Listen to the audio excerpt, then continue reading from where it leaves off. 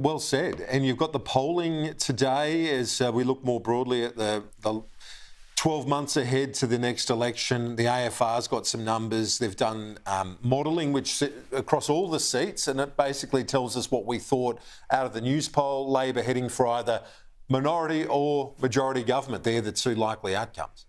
Yeah, they are.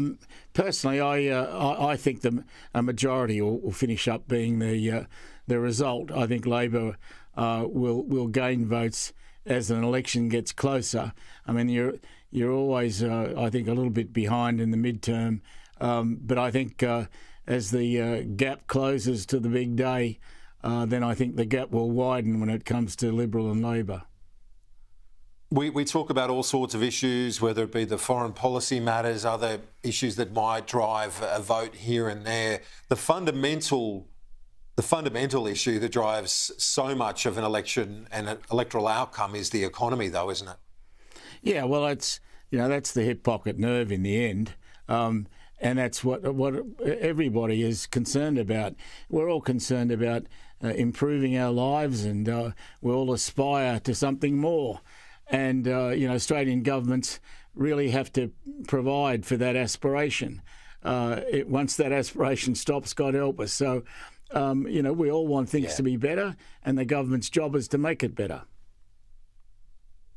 Indeed, that's right. And they'll be judged on that over the next 12 months or so. Do you think Albo's still heading to election?